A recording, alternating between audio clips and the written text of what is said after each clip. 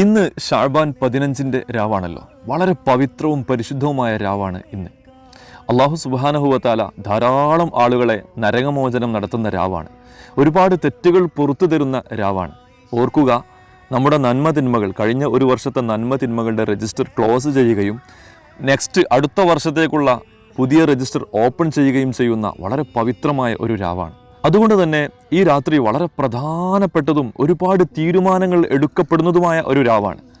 അടുത്ത വർഷത്തേക്ക് വരാനുള്ള ആളുകളെക്കുറിച്ചും അടുത്ത വർഷം പോകുന്ന ആളുകളെക്കുറിച്ചൊക്കെ തീരുമാനമെടുക്കുന്ന രാവാണ്.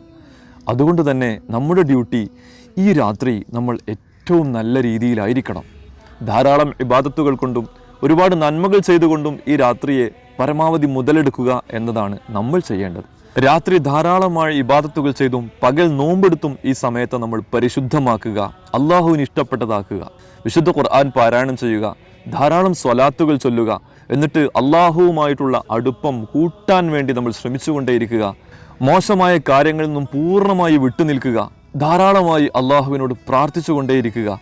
ശ്രദ്ധിക്കേണ്ടത്, മഗ്രിബ് നിസ്കാരം കഴിഞ്ഞ ഉടനെ 3 പ്രാവശ്യം സൂറ യാസീൻ നമ്മൾ പാരായണം ചെയ്യുക. ഓരോ പ്രാവശ്യവും പ്രത്യേകമായി നിയ്യത്ത് ചെയ്യുക. ഓരോ പ്രാവശ്യവും യാസീൻ സൂറ കഴിഞ്ഞാൽ ഒന്ന് ദുആ ചെയ്യുക. ഒന്നാമത്തെ പ്രാവശ്യം സന്തോഷവും നന്മയും ഇബാദത്തുകളും നിറഞ്ഞ ദീർഘായുസ്സിന് വേണ്ടി അള്ളാഹുവോട് ദുആ ചെയ്യുക.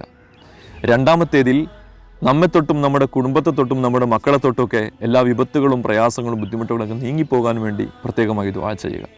മൂന്നാമതായി നമ്മുടെ റിസ്ഖിൽ വിശാലതയുണ്ടാവാനും മറ്റെല്ലാത്തിനെ തൊട്ടും നമ്മൾ ഐശ്വര്യവാന്മാരാകാനും വേണ്ടിയിട്ട്, റിസ്ഖ് എന്ന് പറഞ്ഞാൽ നമ്മുടെ എല്ലാ കാര്യങ്ങളും ഉൾപ്പെടും. ഭക്ഷണ, വസ്ത്ര, പാർപ്പിട സൗകര്യങ്ങളെല്ലാം ഉൾപ്പെടും.